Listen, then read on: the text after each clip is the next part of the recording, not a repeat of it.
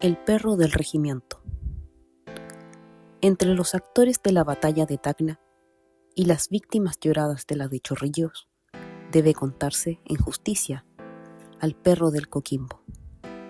Perro, abandonado y callejero, recogido un día a lo largo de una marcha por el piadoso embeleco de un soldado, en recuerdo tal vez de algún otro que dejó en su hogar al partir a la guerra, que en cada rancho hay un perro y cada roto cría el suyo entre sus hijos. Imagen viva de tantos ausentes, muy pronto el aparecido se atrajo el cariño de los soldados, y estos, dándole el propio nombre de su regimiento, lo llamaron Coquimbo, para que de ese modo fuera algo de todos y de cada uno. Sin embargo, no pocas protestas levantaba al principio su presencia en el cuartel, pues nadie se ahija en casa ajena sin trabajos. Causa era de grandes alborotos, y por ellos tratóse en una ocasión de lincharlo, después de juzgado y sentenciado en Consejo General de Ofendidos, pero Coquimbo no apareció. Se había hecho humo como en todos los casos que presentía tormentas sobre su lomo, porque siempre encontraba en los soldados el seguro amparo que el nieto busca entre las faldas de la abuela, y solo reaparecía humilde y corrido, cuando todo peligro había pasado. Se cuenta que Coquimbo tocó personalmente parte de la gloria que en el día memorable del Alto de la Alianza conquistó su regimiento a las órdenes del comandante Pinto Agüero, a quien pasó el mando bajo las balas en reemplazo de Gorostiaga. Y se cuenta también que de ese modo, en un mismo día y jornada, el jefe casual del Coquimbo y el último ser que respiraba en sus filas justificaron heroicamente el puesto que cada uno en su esfera había alcanzado en ellas. Pero mejor será referir el cuento tal como pasó, a fin de que nadie quede con la comezón de esos puntos y medias palabras, mayormente desde que nada hay que esconder. Al entrar en batalla madrugada del 26 de mayo de 1880, el regimiento Coquimbo no sabía a qué atenerse respecto de su segundo jefe, el comandante Pinto. Porque en el campo de las Yaras, días antes solamente de la marcha sobre Tacna, el capitán don Marcial Pinto Agüero, del cuartel general, había recibido su ascenso de mayor junto con los despachos de segundo del Coquimbo y la sorpresa de todos los oficiales del cuerpo que iba a mandar.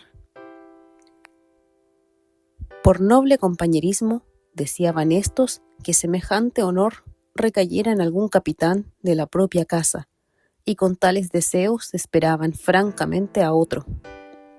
Pero el ministro de la guerra en campaña, a la sazón don Rafael Sotomayor, que se daba y lo tenían por perito en el conocimiento de los hombres, dispuso lo que queda dicho el mismo día en que murió tan súbitamente, dejando a cargo del agraciado la deuda de justificar su preferencia.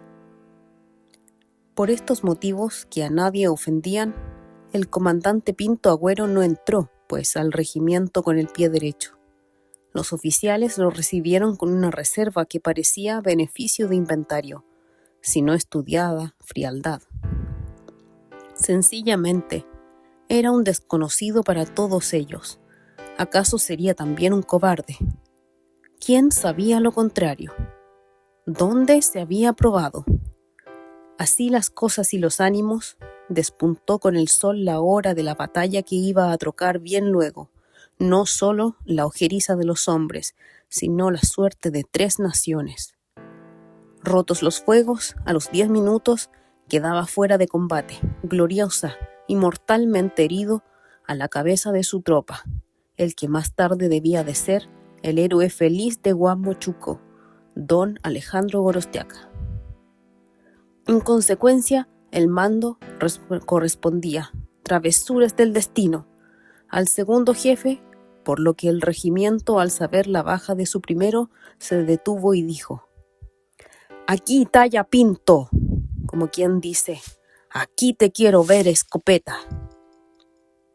La ocasión instante, en verdad supremo, era en efecto diabólicamente propicia para dar a conocer la ley cabal del corazón de un hombre. Y todos esperaban, mas no ya con malicias, sino con angustias, transcurriera ese instante, preñado de tantas dudas.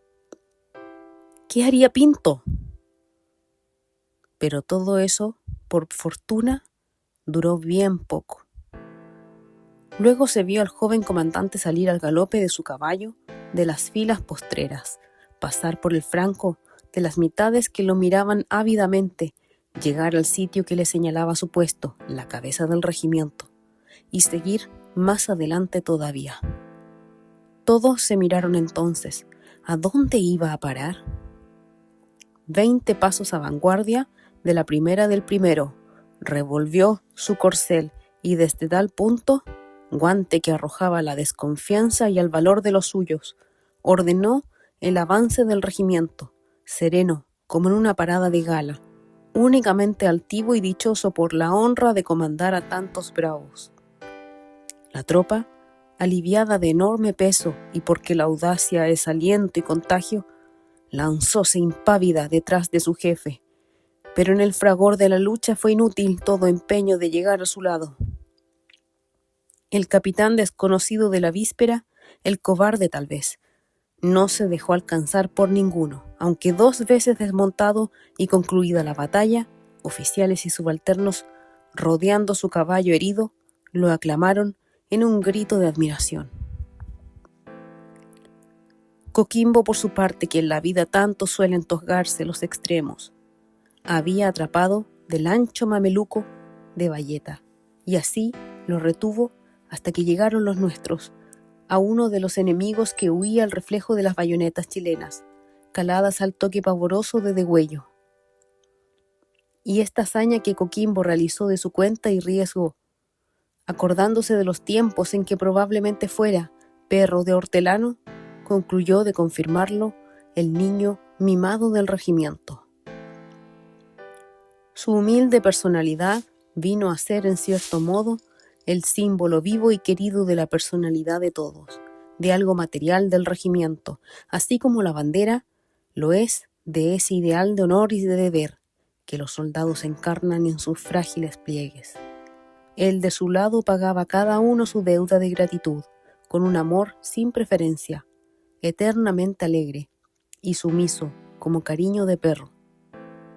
Comía en todos los platos, diferenciaba el uniforme según los rotos, hasta sabía distinguir los grados, y por un instinto de egoísmo digno de los humanos, no toleraba dentro del cuartel la presencia de ningún otro perro que pudiera con el tiempo arrebatarle el aprecio que se había conquistado con una acción que acaso él mismo calificaba de distinguida. Llegó por fin el día de la marcha sobre las trincheras que defendían a Lima. Coquimbo, naturalmente, era de la gran partida.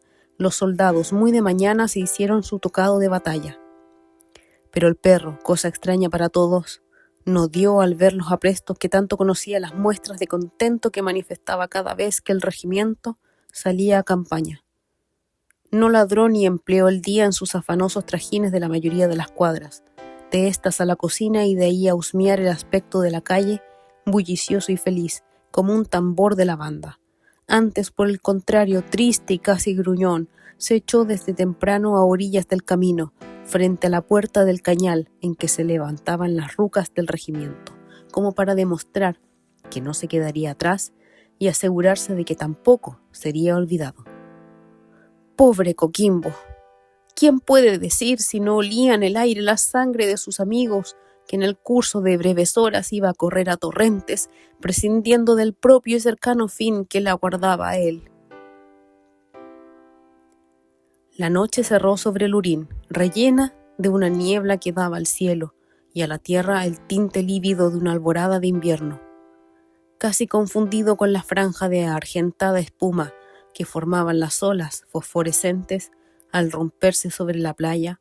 Marchaba el Coquimbo cual una sierpe de metálicas escamas. El eco de las aguas apagaba los rumores de su marcha de gato que avanza sobre su presa.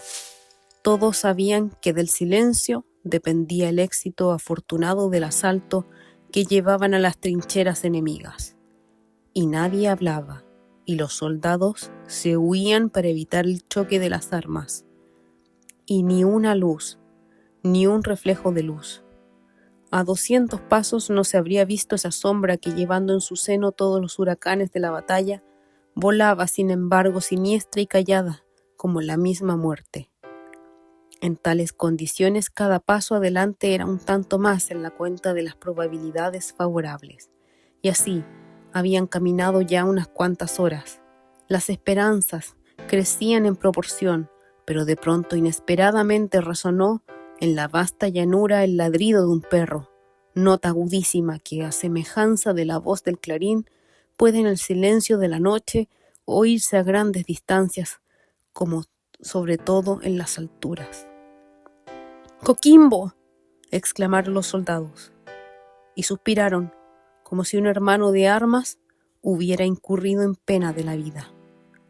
De allí a poco se destacó al frente de la columna la silueta de un jinete que llegaba a media rienda. Reconocido con las precauciones de ordenanza, pasó a hablar con el comandante Soto, el bravo José María II Soto, y tras de la lacónica plática partió con igual prisa, borrándose en la niebla a corta distancia. Era el jinete un ayudante de campo del jefe de la primera división, coronel Lynch, el cual ordenaba redoblar silencio y cuidado, por haberse descubierto avanzadas peruanas en la dirección que llevaba el Coquimbo. A manera de palabra mágica, la nueva consigna corrió de boca en oreja desde la cabeza hasta la última fila y se continuó la marcha, pero esta vez parecía que los soldados se tragaban el aliento. Una cuncuna no habría hecho más ruido al deslizarse sobre el tronco de un árbol. Solo se oía el ir y venir de las olas del mar, aquí suave y manso como haciéndose cómplice del golpe, allá violento y sonoro donde las rocas lo dejaban sin playa. Entretanto, comenzaba a divisarse en el horizonte de vanguardia una mancha renegrida y profunda que hubiera hecho creer en la boca de una cueva inmensa cavada en el cielo. Eran el Morro y el Salto del Fraile, lejanos todavía, pero ya visibles. Hasta ahí la fortuna estaba por los nuestros, nada había que lamentar. El plan de ataque se cumplía al pie de la letra, los soldados estrechaban las manos en silencio, saboreando el triunfo. Mas el destino había escrito en la portada de las grandes victorias, que les tenía deparadas el nombre de una víctima, cuya sangre, oscura y sin deudos, pero muy amada, debía correr la primera sobre aquel campo como ofrenda a los númenes adversos. Coquimbo ladró de nuevo, con furia y seguidamente, en ademán de lanzarse hacia las sombras. En vano los soldados trataban de aquietarlo por todos los medios que le sugería su cariñosa angustia. Todo inútil. Coquimbo con su finísimo oído sentía el paso o veía en las tinieblas las avanzadas enemigas que había denunciado el coronel Lynch y seguía ladrando, pero lo hizo allí por última vez para amigos y contrarios. Un oficial se destacó del grupo que rodeaba al comandante Soto, separó 2 soldados y entre los 3 a tientas, volviendo la cara, ejecutaron a Coquimbo bajo las aguas que cubrieron su agonía. En las filas se oyó algo como uno de esos extraños sollozos que el viento arranca a la arboladura de los buques, y siguieron andando con una prisa rabiosa que parecía buscar el desahogo de una venganza implacable. Y quien haya criado un perro y hecho de él un compañero y un amigo comprenderá sin duda la lágrima que esta sencilla escena, que yo cuento como puedo, arrancó a los bravos del Coquimbo, a esos rotos de corazón tan ancho y duro como la mole de piedra y bronce que iban a asaltar, pero en cuyo fondo brilla con la luz de las más dulces ternuras mujeriles este rasgo característico, su piadoso cariño a los animales. Muchas gracias por escuchar. Si te ha gustado, suscríbete porque se vienen más cuentos.